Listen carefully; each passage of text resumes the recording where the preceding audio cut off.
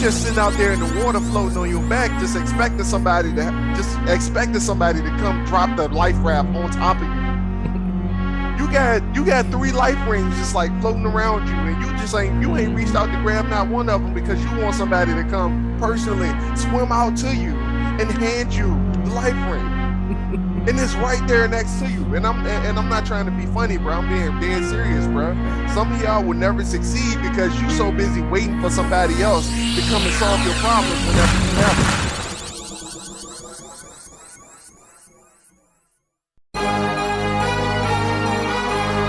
What are you doing today that makes you better than the person you were yesterday?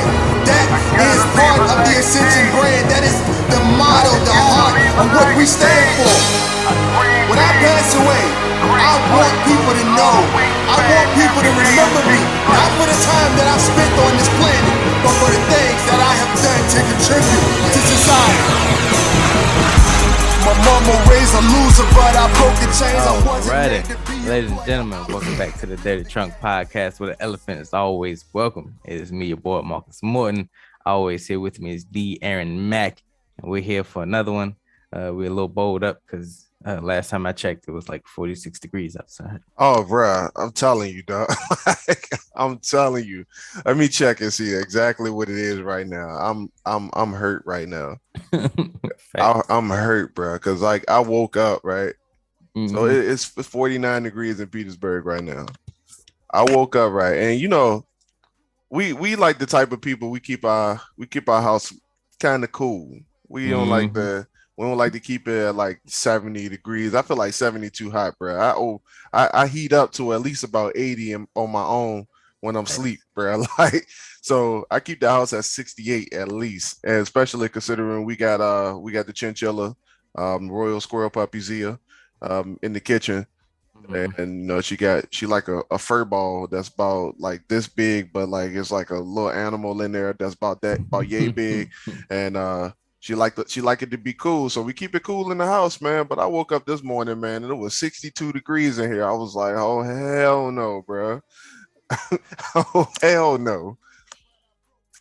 Thanks.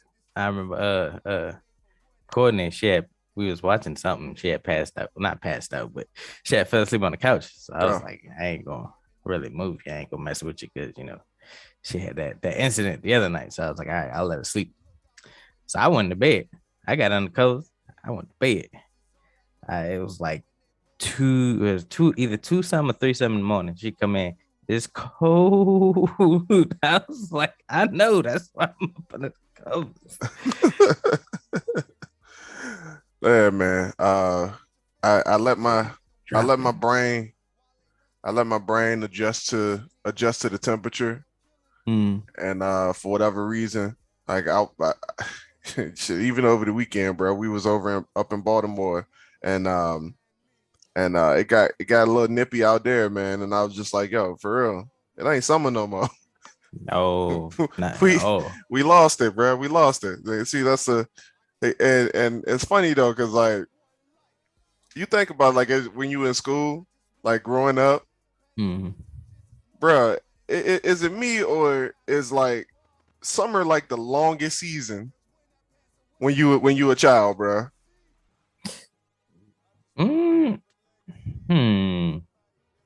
All right, so it was just me. I don't know, because like summer is usually like when you're out of school and whatnot, and then that kind of rolls around pretty fast. Summer does.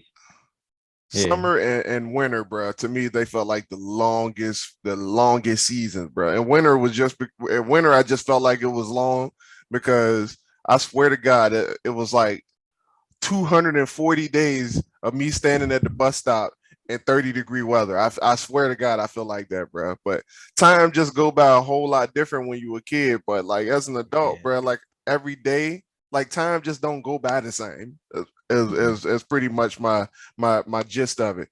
And I was talking to some people at Baltimore Con, bro, and like and me and Alyssa came to the realization that, yo, we don't even need to know what day it is if we like true entrepreneurs. Like the whole time we were there, like in our entrepreneur setting, like we were just like like tuned in to what we were doing, we didn't need to know what day it was. It was completely irrelevant. Come Get on. back to work. I absolutely know every single day what day what day is which, and the seasons. Like seasons, bro, don't even go. They don't even feel the same when you on that grind, bro. But now, like I'm back in reality, and I'm like, yo, I'm freezing, bro. Like, so yeah, man. I don't know if anybody else gonna get that, but yeah, I definitely feel that, bro. Yeah. So speaking That's of Baltimore, interesting. man. Oh, go ahead. No, because I was thinking of something's like you know how you always have like that dude that's like always on the phone. He got the dress shirt on with the slacks, Yeah. with the somewhat of the loafers that barely the slacks barely come above Yeah. his ankle and whatnot. And he moving. It could be like cold outside. He moving, going to his next meeting or something. Hey, you could you could tell my man, hey, look, you want to put on a jacket or something? You look around at you like, oh, I didn't even know it was cold. Right. I didn't even know. Yeah, man. Baltimore huh, Con. speaking of Baltimore con, bro. Mm. Hey, I got a Boston Falls, bro. Come on. At a Boston Falls. This ain't even about Baltimore con, bro. But so after the joint, Mm. for everybody who don't know, Alyssa and I spent 3 days in Baltimore, Maryland for Baltimore Comic Con. We were up there selling book 1 and book 2 of the World's End series.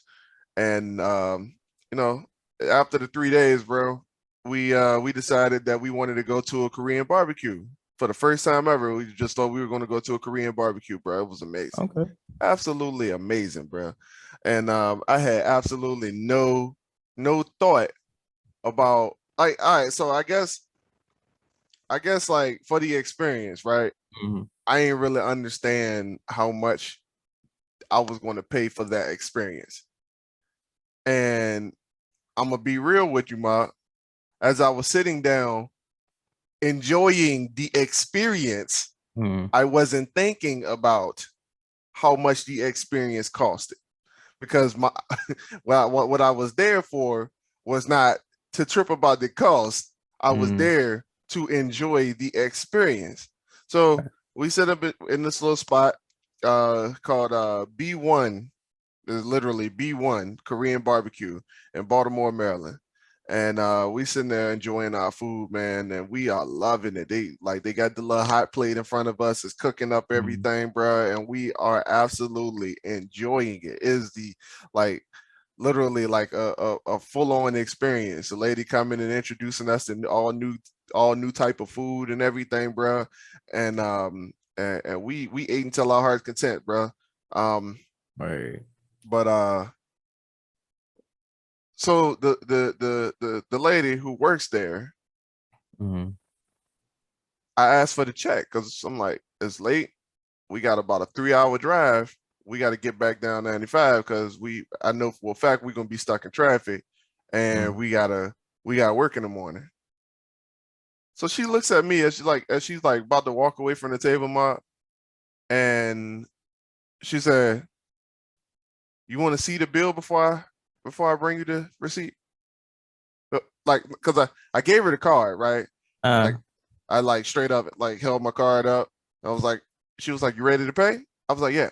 She was like, "You want to see the receipt first? Or you want to see the bill first before I take that?" And I was like, "No, like what?" And I was and it was weird, bro. I was like, "How in the what was that?" Like, so Boss of Fall said the girl asked me if I wanted to see the check first before I made the payment on the meal that I was eating, that I intentionally came in to eat to pay for and leave. Like, Boss of Falls on that, bro. uh, like I mean, it was just you and Alyssa, right? It wasn't like Yeah. a group. So that would have been like a false move. Like I mean, I don't know that side of what do you call it, restaurant service or something, but like maybe if it's like above a certain price you have tax or something, but like Oh no, I ain't never heard that, bro. you came there with intentions to Then you eat. go, Like, then you go to Texas de Brazil with us, bro. You were there. yeah. Ain't nobody asked.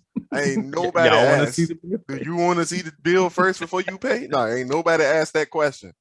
And I promise you, Texas de Brazil was more expensive, bro. Yeah. Yeah. Yeah, So bro. that's a false move. That's a false move. False move. My bad. I was so confused, bro. I was looking at her like, and I looked at Alyssa like, yo, she should say that. Like, I didn't know if I should be offended, if I should be like hurt by it. I was like, oh, Right. that's a weird question. No, and I was just, and I'm like, yo, out of curiosity, like, if I It's like, said now I want to see the yeah, bill. if I Right. said yeah, that I needed to see the bill first, and then you bought it to me, and then I decided that I couldn't pay it, what would you do anyway? Like, Right. oh man. So yeah, false move on B1. Y'all got good service, but that was a dumbass question. Like, Thanks. Like, where you gonna have like some discrepancy? Like, oh, I didn't ask for this. So can you take it off or right, something? right, right. Are we gonna like haggle the price like a used car? Oh, that's a good point. That's Like, that's strange. a good point. Probably should have did that. Probably should have asked to see it first then. If that's the case, like, no, I didn't get that. I mean, but that they would have known somehow or something. I don't know. That's a strange. Yeah, that's a strange question. Especially getting restaurant before you get the bill, though. Hmm. Yeah, man, that's crazy. It's crazy. All right, so with that being said, we're gonna get down into actual business. Uh on this episode, man, we're gonna kind of go into a little bit of a deep topic because it's everybody does it. I mean, hell, even I've done it in more than one occasion. We've talked about it on this pod, but it's one of those things that people just do not get out of their head. Mark and I have already discussed discussed a few scenarios, and because of that, I want to go into something that I personally seen while we were in Baltimore, man. And it is a bit weird, man, because this was a veteran, somebody who do this for a living. Like I mean, granted, it ain't their full time, but they go to these cons, and my man said he's been going to these cons for like 9 years, bro. And it was the weirdest thing because I even listening to his conversation and listening to his perspectives, man, I'm like, yo, you will never get anywhere. And man, and he was an older cat, so I couldn't say much, but let me add a little more flesh to it. But so we get to Baltimore Con, and it's COVID, so it's a lot of weird stuff going on. Nobody really knows how to act. Nobody really knows how to process anything. And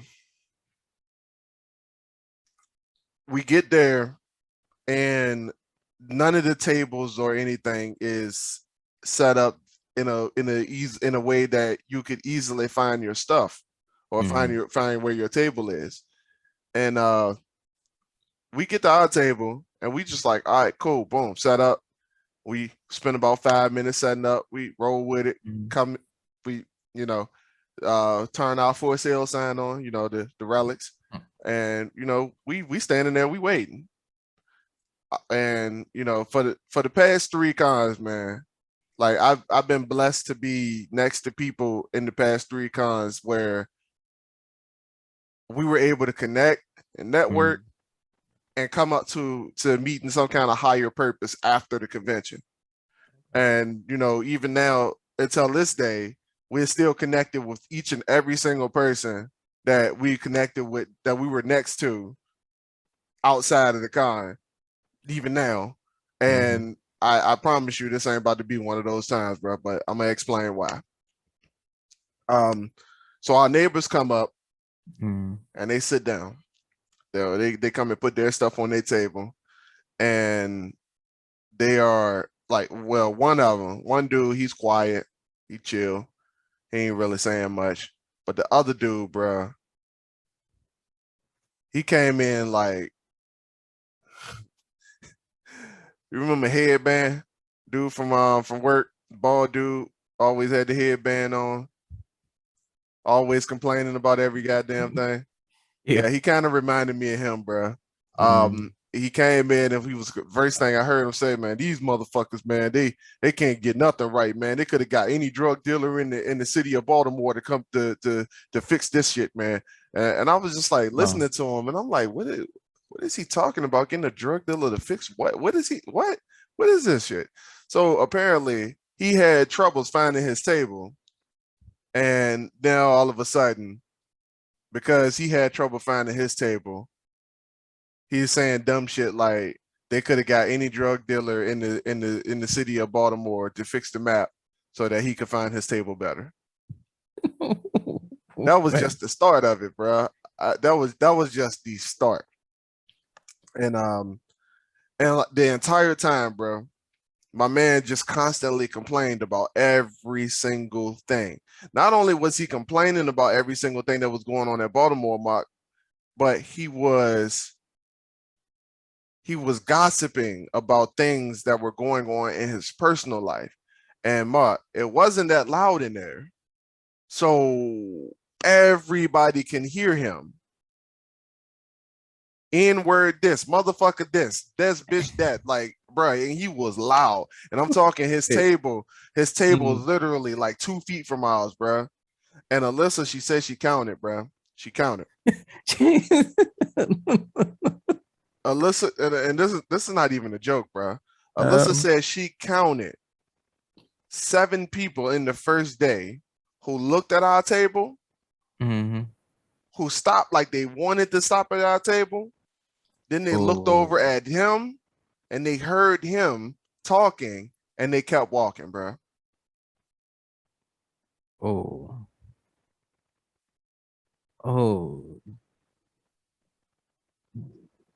Yeah, I would have been mad. That is crazy. But we are here to talk about why I'm not mad, Mark. I just want to put that out there. You want to talk about the catastrophizing, the people catastrophizing their situations. And I'm gonna tell you, based off of this conversation and where we're going with this, I'm gonna tell you exactly why I'm not mad at it. So go ahead. Like that is that just goes to show that like that mindset is toxic. It is poisonous. Like that is, and it could have been totally different if he would have came, just settled in. All right, he had a bad start, but if he had the mindset that, all right, even though I had this bad start, I'm gonna still have this great turnaround, this whatever, and then I'm gonna say what I gotta say here. I'm gonna do what I need to do, and that could have been something that y'all could have networked on. He could have been a future business partner, but he was just there with like, all right, I had a bad start, so I'm gonna, because I'm catastrophizing,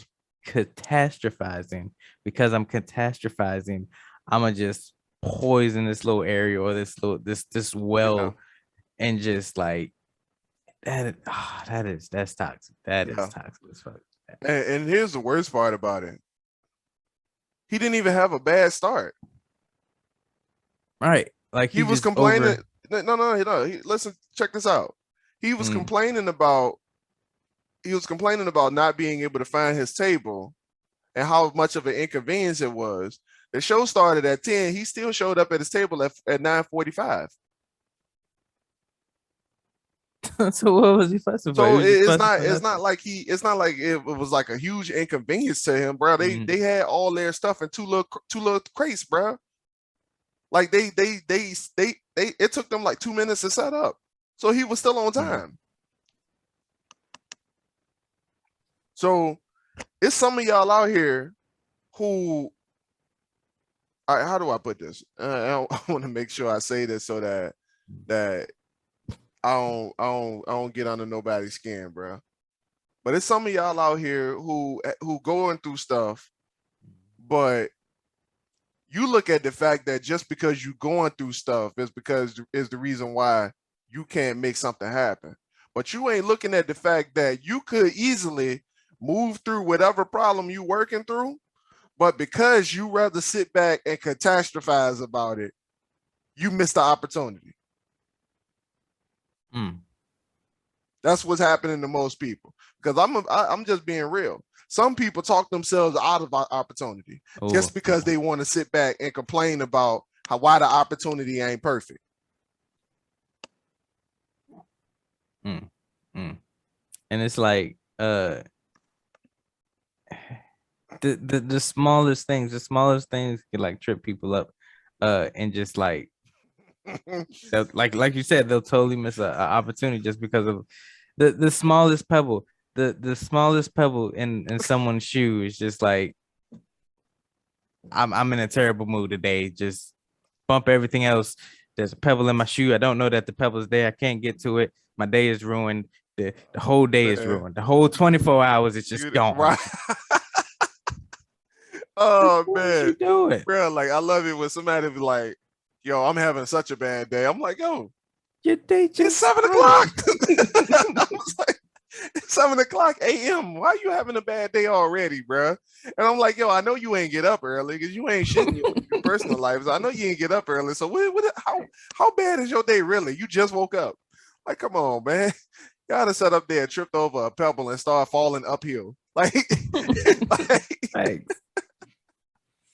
come on, man.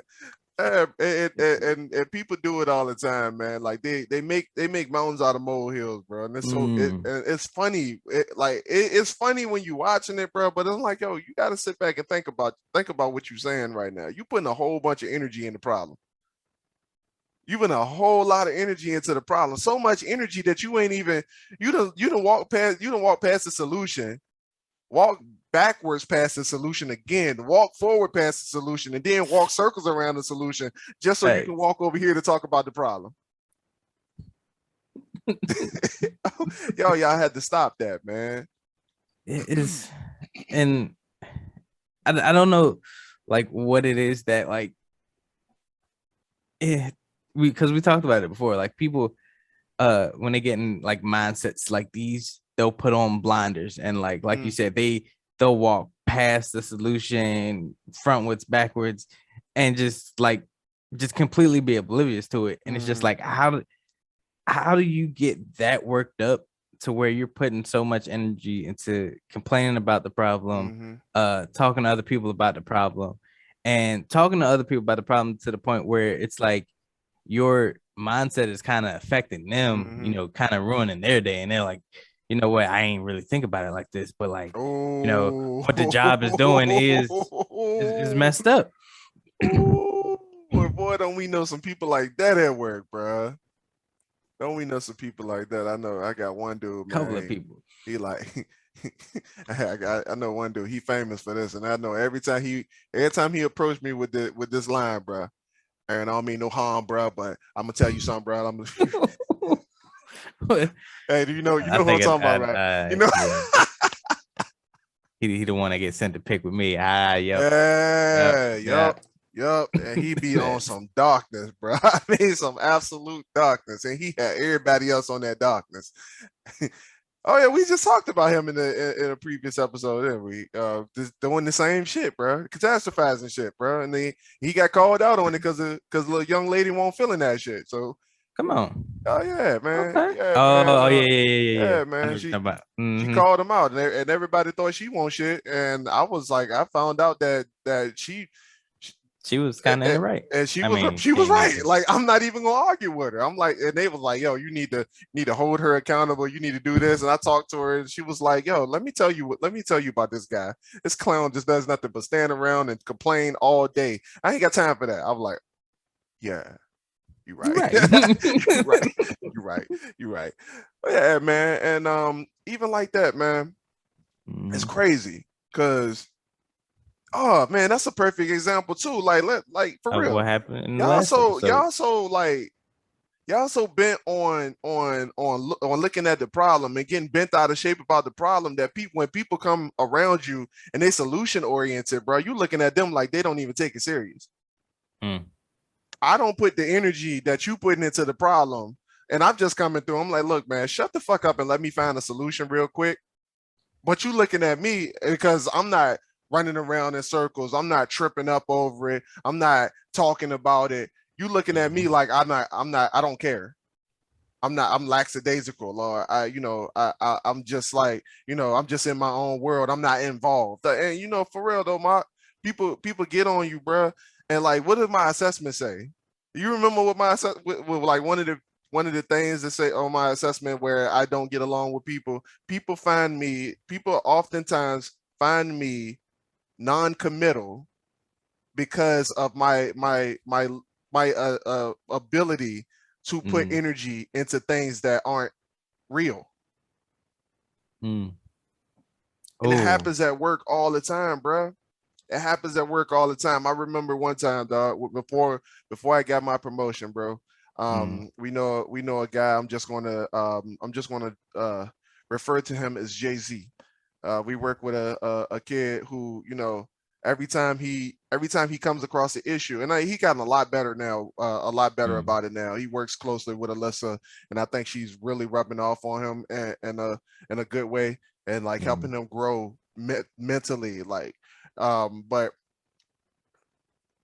there was one time, man, where things will go wrong during our day, and I would look at him like, yo, I'm not about to put that same energy into that. You have fun with that. By the time you come back, I'll have a real solution for you. So you can go do that. Whatever you were about to do, you can go complain about it to as many people as you want to complain about it. I'm just going to fix it. And get how deep that is. He spent about 4 hours complaining about the same issue that it took me 5 minutes to fix. Come on. Yeah. That's counterproductive. Like, well, you still on an issue that's already been solved and dealt with. Like, what is? But here's the deep part about it, Mark. When I told him how I fixed it, do you think he said thank you and moved on from it? Nah. He said, but you can't do that. Here's why. Gave me a ton of reasons why we couldn't do it, or why I couldn't do it that way. I was like, bro, that's fine and dandy, but it's already done. What do you want? What do you want from me? So he looked at me as if I was just like, I didn't care. Like I had no commitment to what we were doing or what the process that we were doing. And he treated me that way. Like he literally treated me that way. He treated me as if I was the one that didn't care about what was going on because I didn't give the same energy. And it's the same thing with my peers. If I move the wrong way, Mark, and I don't show the same level of enthusiasm or the same level of if I don't match their contrast when we're in a situation, which I never do, I had to be careful with how I do that because I could be accused of not doing my job. Now, that's I don't really understand like what is that, because I had that happen just yesterday. It was, it was crunch time. It was down to get the numbers. And this person, he knows the routine. He knows that, all right, this time is crunch time. We're only worried about, what we need to get out, and that's it.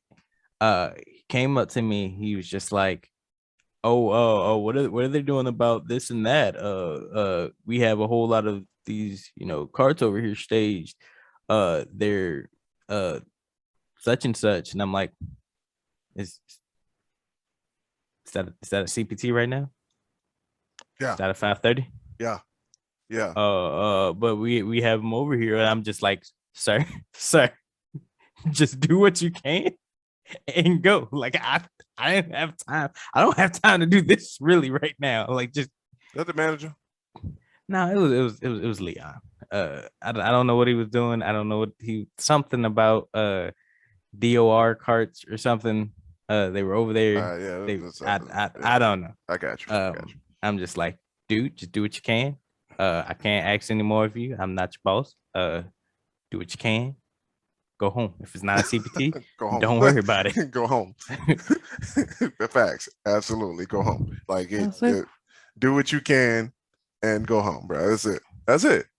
What are you getting bent out of shape for, sir? It's like almost past 5:30. Like you, Exactly. once it hit 5:30, there is nothing that you have to worry about, sir. It is clearly on us, the TDR person, Mm-hmm. PAs, and then the next shift. You are good, sir. Go home. And then I was just like, what is happening? Like he just wanted to talk about it. I'm like, he might have just been messing with me, just trying to get me, because I was running back and forth. But I was just like, yo, chill out. And it's other people are like that at work, like stuff that is out of their control. They're just like trying to get a fix on it, and I'm just like, let's not act like it's just at work, dog. Let's yeah, not act like it's just at work, bro. How many times have you seen somebody get a tax bill or something, or get a ticket or something, and they just straight up just like flip out, like it's like it was completely out of their control, and there's nothing they can do about it. I mean, for a ticket, they could have, not spared or did what they need to do to get that ticket. I'm talking about after the fact, after they got to pay for that joint. What you mean? Bruh, most of the people we know be about to damn near file bankruptcy if the government sent them a bill.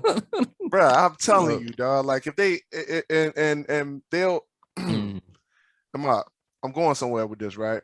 And I know you know some people, bro, because I swear in our community, bro, it's like it's so many people who end up in the same boat.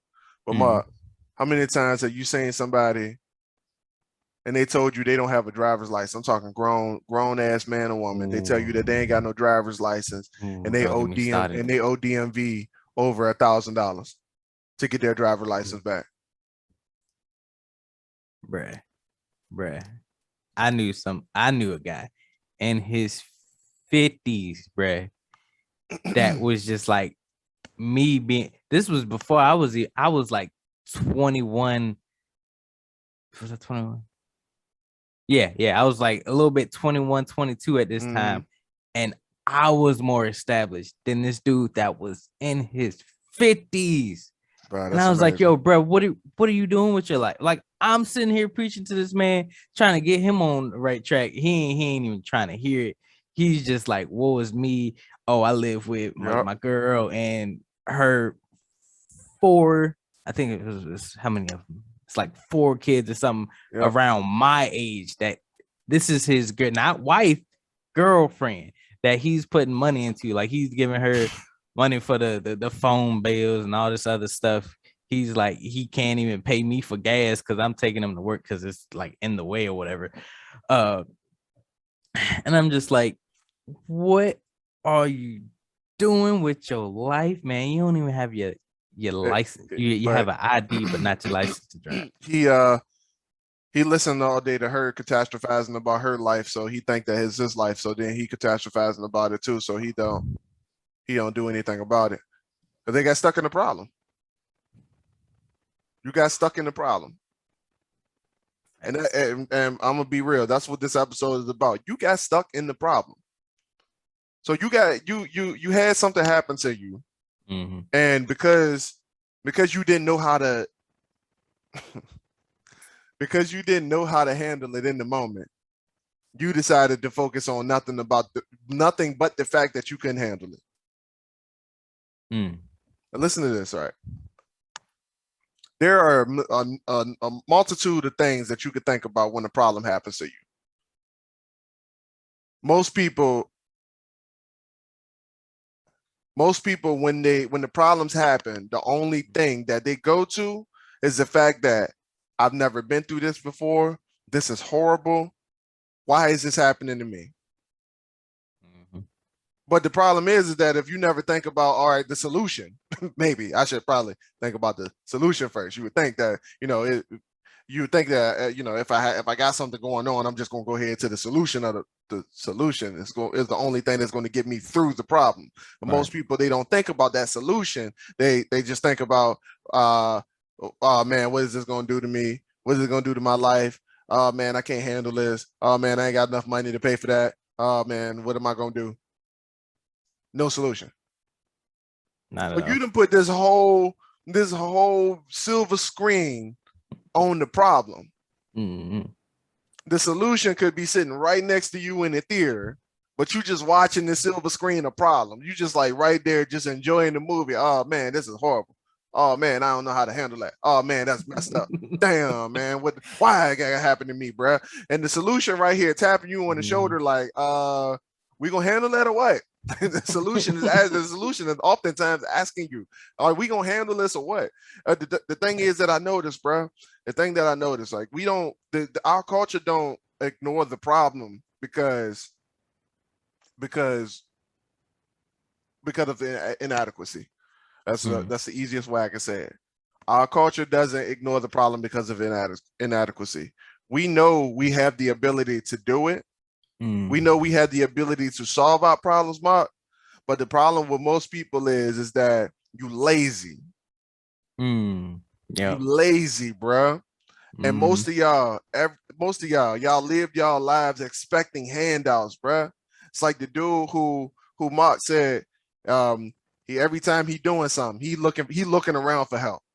He ain't even not once decided that, all right, yep, if I got to do this, I'm gonna get it done. I'm gonna get it done, bruh. Like for real. Thanks. When Mark do something, I'm telling y'all, like I working with my man, like side by side. I'm telling y'all, when Mark do something, Mark all hands in. Mark is hands in, and because he's so hands in, people don't mind helping him because they know he hands in. They know he like, all right, cool. My man right here. My man 50 grand, he going in forward. He's like, all right, cool. Let me grab this. Let me go ahead. Let me bounce. And you like, all right, cool. Like, where we moving into? Hey, I'm following you. Let's go. Like he going hands in. Why? Because nobody wants to help a person who can't help themselves. Facts. Nobody wants to come in and have to do the work for you, but because you've sat on your ass your entire life and expected people to help you in your problems, you just sitting out there in the water floating on your back, just expecting somebody to come drop the life raft on top of you.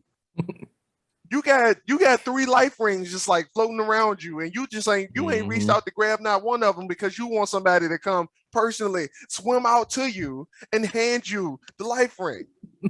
And it's right there next to you. And I'm not trying to be funny, bro. I'm being dead serious, bro. Thanks. Some of y'all will never succeed because you so busy waiting for somebody else to come and solve your problems whenever you have them. And I'm gonna be real with you. If anybody ever asks why a person would rather complain about a problem instead of doing something about it, bro, that's exactly why. Because you thinking in your mind that, all right, this problem is too much for me to handle. So let me complain to this person, that person, that person, that person. And it's like going fishing. You just complaining to everybody around you just to see who's going to reach out and help you. All right. So, and it's not even to the point where like it's a problem and they're just looking for somebody to solve it or to help.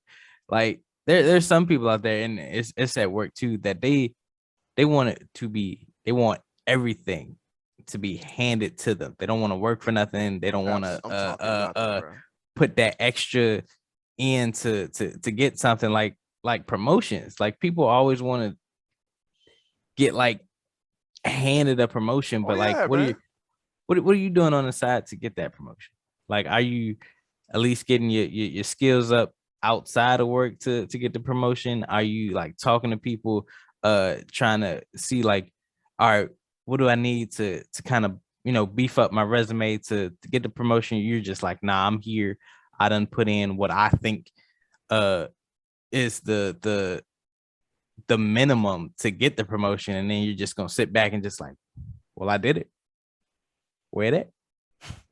Hey, you trying to survive on the minimum. The bare minimum. You trying to survive on the minimum. You putting your minimum forward. You putting your minimum forward. And because they deny you, you getting mad because it shows. Oh. Fact. So then you catastrophize about that too. Yes. Oh man. And they ain't gonna do nothing else for the remainder of the shift or the you coming in with an attitude each and every day. Every day. And it's just like, all right, I got rejected. Why don't I just, work a little bit harder, figure out where I went wrong and then yeah, there it is. There it is. There it is right there. There it is. Figure out where you went wrong. What could I have done better? Bruh, do you know how I got my promotion? How you get it, Mac? How you get it? Like for one thing, I'm a speaker, so that kind of helped a little bit. But after the interview, bro, I went and found my interviewer. Now, mind you, all right, so just to paint the picture for anybody, on the outside, when our job does interviews, they usually link you to somebody who you have never come in contact with, or you would the least likely to have come in contact with. Yeah. They'll never have you interview with somebody that you actually know, or try not to, which has become a problem because I'm such a people person and everybody knows me at this point. So my interviewer will probably be from Seattle if I ever move up, but that's beside the point. I had never met this young lady before in my life. First time I met her, I did a building tour with her when I was an ambassador, and that was it. And she was on about her business, and I knew her name. That was it. But I approached her after the fact, and I asked. I said, just wanted to introduce myself again. My name is Aaron Mack, and I just wanted to ask you because based on our conversation yesterday, what can I improve in? What can I improve in? And Mark, she gave me a real short list of things that I can improve in, bro. And I was kind of surprised, but the thing is that when I asked her that, bro, I didn't go ask her, how did I do? You realize that, right? And I knew, because psychology says that if I ask you, how can I improve? Because you're not giving me the interview to find out how good I am. Right. You're giving me this interview to find out how good I can adapt. So if I come to ask you, what can I improve in? Where are my level, the things that I need to improve in? And you tell me those things, and I can go back and be like, all right, cool. Thank you. I'm gonna go work on those things right now. But because that was the question I asked, she gave me the answer, and she said, nobody has ever done that before. Like that is really bold. It's just like, it's things like that got you your inclination. I was like, what? You just gave me the answer. I ain't even ask you the question. So here's the thing. When y'all focused on the problem, you focused on things that and you looking at it like, all right, so this ain't even in my control, bro. And I talked to a guy one time. He's like, look, and it was the same guy who taught me the $10 trick with the with your bank account. Take off everything that's under $10. He said, like, look, man, if somebody call you for money and you ain't got the money, tell them they'll get paid when you get it, bro. What else can you do? Right. And that sat with me. That resonated with me, because I'm like, yo, what do you mean by that? Because I was one of those people, Mark. I used to be one of those people that complain about the problem all the time. And he said, look, man, if you ain't got the money, what you complaining about? What's the problem? Just work until you get it. They'll get it when you get it. Ain't nobody about to sit up there and say, look, man, you ain't paid me, or you paid me this much. I asked for this much. What you gonna do? Like, bro, there's never been an organization that I paid money to who's like, yo, I'm not gonna take any money. Like, for real. Facts. Like you can send them what you got, and if you ain't got it all, then like look, get on the phone with somebody. Don't hide from them, because then you just make it worse. You hide from the problem because you think the problem is the problem. The problem ain't the problem. The problem is that you so immature, that you so immorally bankrupt that you can't face what's in front of you and handle it on your own. So when I asked that young lady, what can I improve in? My intentions wasn't to get a full list of problems. My intentions were to get what she needed from me so that I can go back into the lab and fix what I needed to fix, not to complain to somebody else about it, not to go to complain to Marcus about it, about why she didn't like me in my interview. It wasn't my intention to go talk to Marcus about none of that. It was my intention to listen, to get what I needed to get for me so I can fix me. So whatever problem she had, and she didn't have to go complain about it to somebody else, that I can take my own narrative and fix it myself.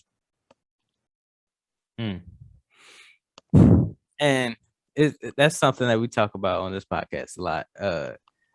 Fixing, not really fixing, but like being able to look at your narrative, look at your person, look at you, self-reflect, and change what needs to be changed. You're not gonna reach the highest height being the same person. No. Even people climbing mountains, they don't use the same gear as further they go up. That's why they had a big backpack. Sometimes they got to take a break, or they got to switch something out because the terrain gets different. The air pressure gets different. So even the breathing has to change just ever so slightly, maybe. And it's just people don't understand that. They just like, all right, I've been this way for such amount of time, I'm good. Any new situation that comes up, I'm good. But if you get this extra whatever appliance in the house, something that you gotta pay on, your spending habits gonna have to change, because you have a whole new finance that's been thrown in the loop.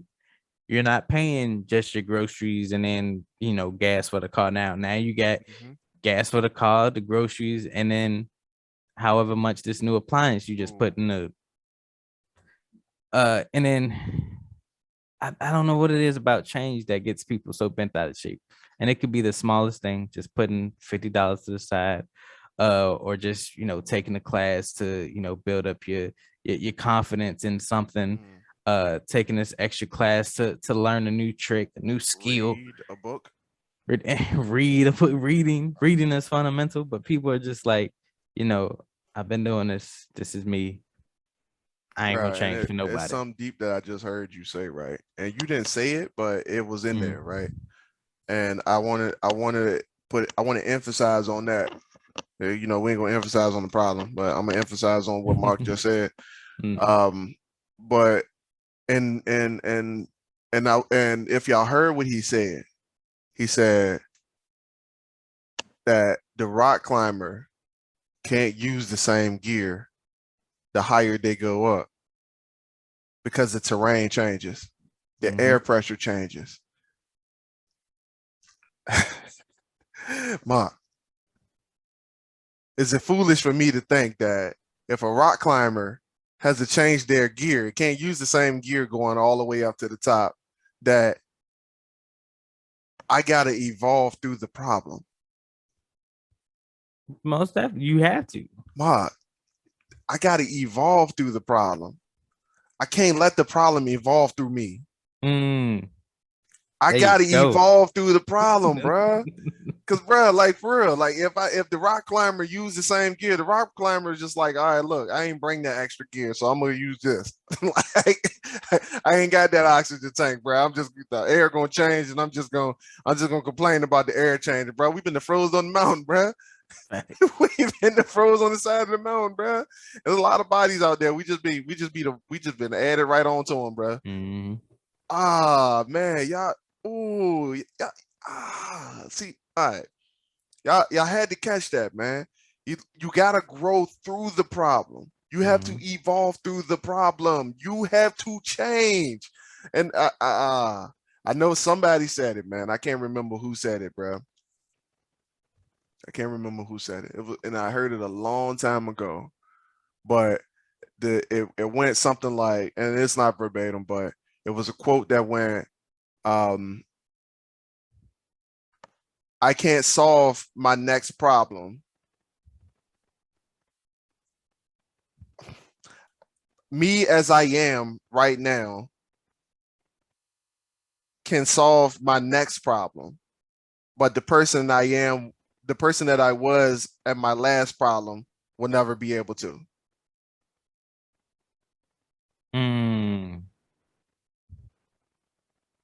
I don't know who said. I know what you're talking about. That I've heard that before.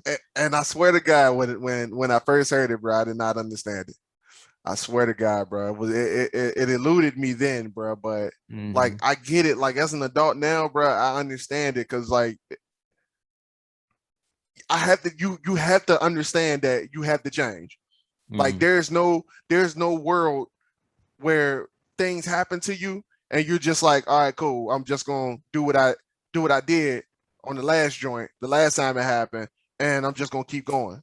Bruh, you can't do that. You got people out here who trying to cut corners when they solve problems, and then they end up finding more problems for themselves because they tried to cut corners and not solve the problem. Facts. Yeah. You got so many people who in emotional distress, and because they can't figure out what the fuck they need to do with their brains, they continuously create problems in their lives with the people around them.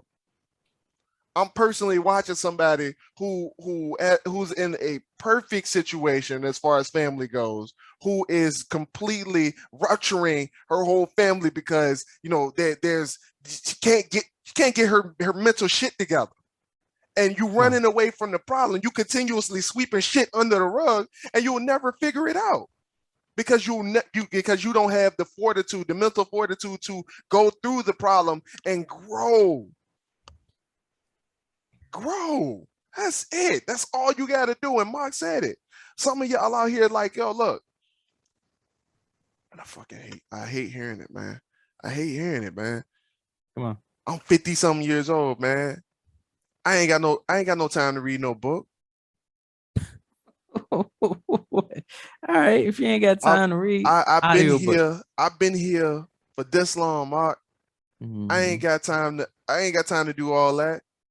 Or, I'm above that. I ain't got to do that. I've been here for this long. I got seniority. I ain't got to do that. But you want something that requires you to do it. So you need to. Omar, I ain't about to start that business because, it's too late for that. Bruh, I don't think y'all understand that no matter who you are, how old you are, what gender, what age, what sex you are, no matter what the circumstances is, you can learn. Thanks. You can learn. Y'all think I got these books for nothing?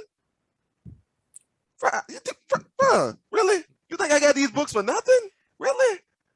Come on, man. I got a whole personal library here. Why? Because I want to learn. I need to know what this world needs from me. I need to know how to grow in this world, how to grow through this world. Because once again, my children, my future children, do not care about my excuses. Thanks. And all it is a simple change. Sometimes, some of the situations, depending on the scenario, it might have to be a drastic change. It might have to be a slight change. And it's like people are so put off of the change because, like you said, it's nothing but excuses. If you're not willing to change, all you have for is excuses. I didn't do this because XYZ. It was too late. I was too old. This happened to me. Um, all that is excuses.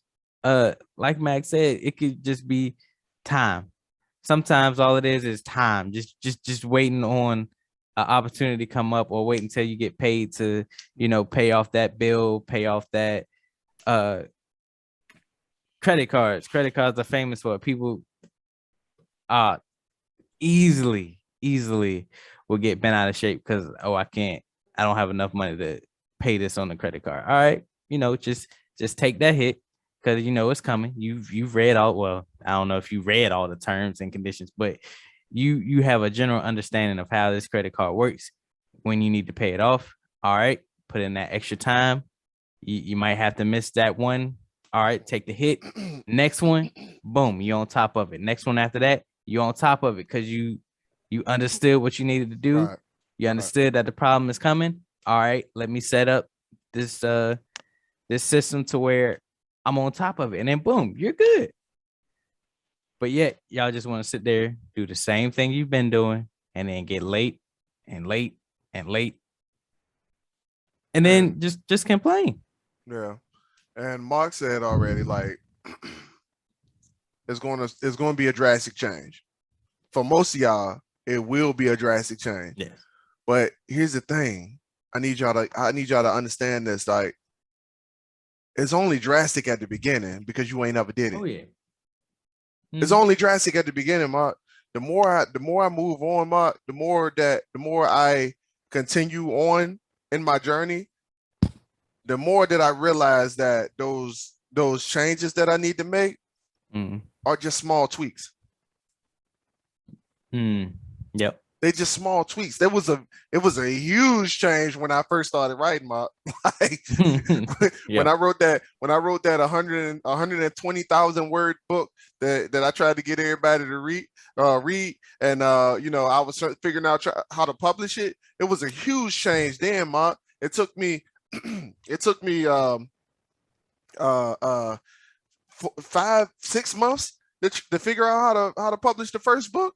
And it took me a month to publish the second one.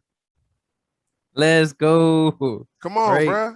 It was a huge change at first. It was a drastic change because why? I didn't know. I had no knowledge of it. So because I had no knowledge of it, you think I sat back in the problem? What would have happened if I sat back in the problem, bro? We would have still been on like book one. I would have still been on book one, Mark. I would have still been added in book one, Mark. So I had to grow through the problem.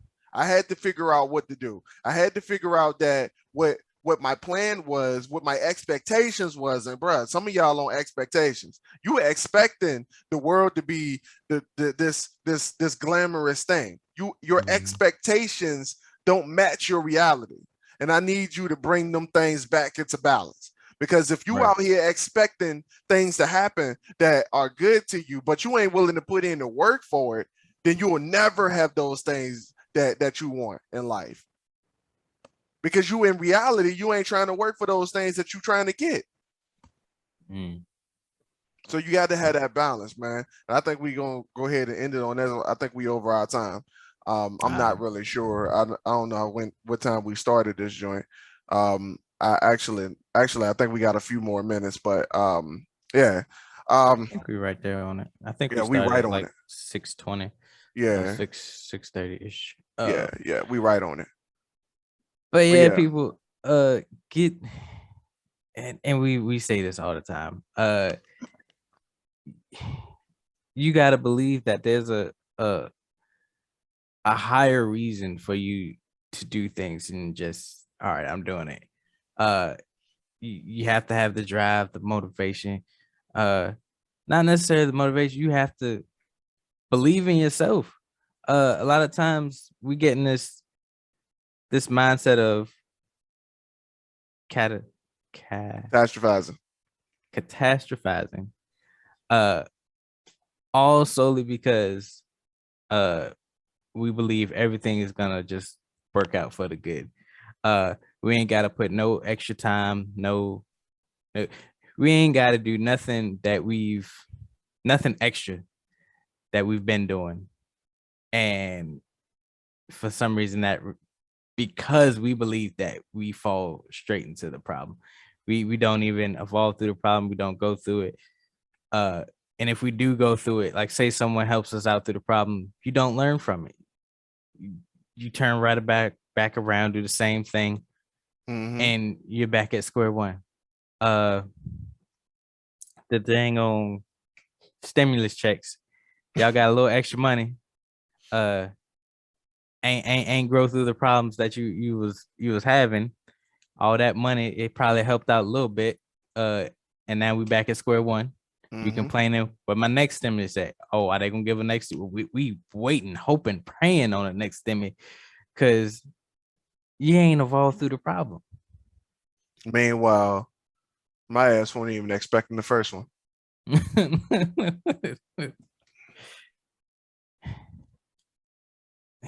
And then some people, they didn't use that stimmy to start a business, do bigger and better things, hopefully. Yeah. But y'all just stuck on buying new cars, buying creating problems. Yes, creating problems. Creating problems. We're just gonna leave it at that. It's so simple to get out of. Yeah, man.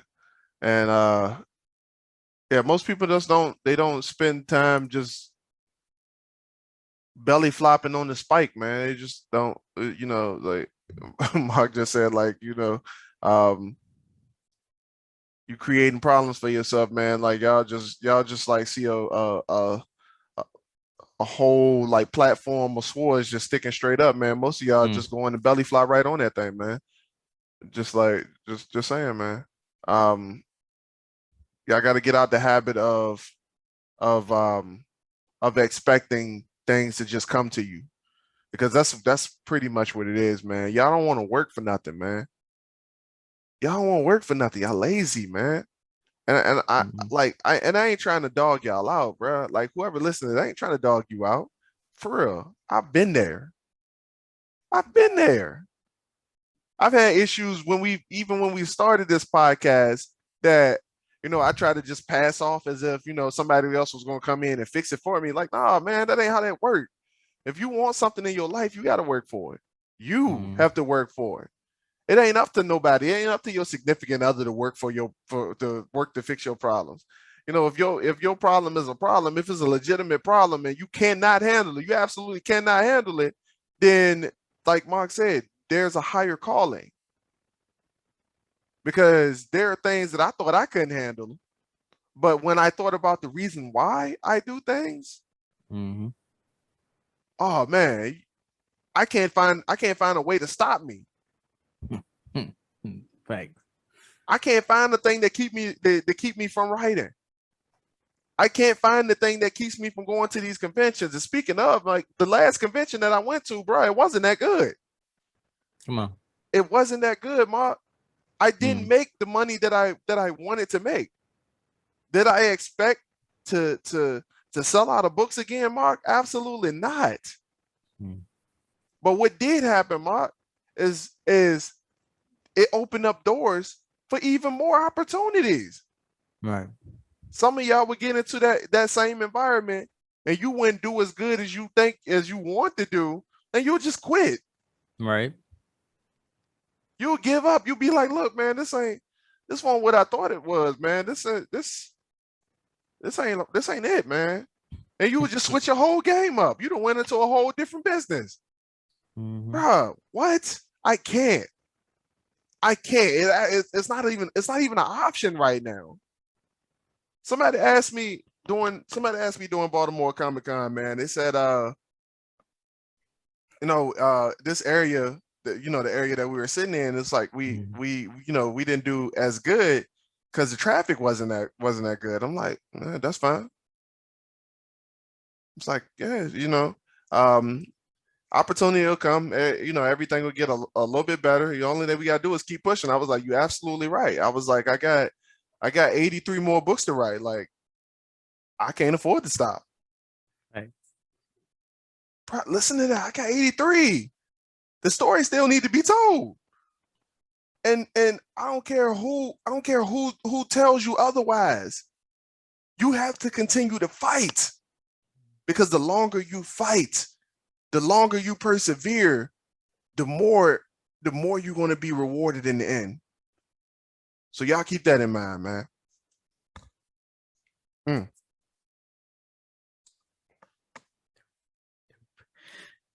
All righty, ladies and gentlemen. This has been the Dirty Trunk Podcast with the elephant. It's always welcome. It's me, your boy Marcus Morton. Always here with me is D. Aaron Mack. We love y'all, man. Peace. Love y'all.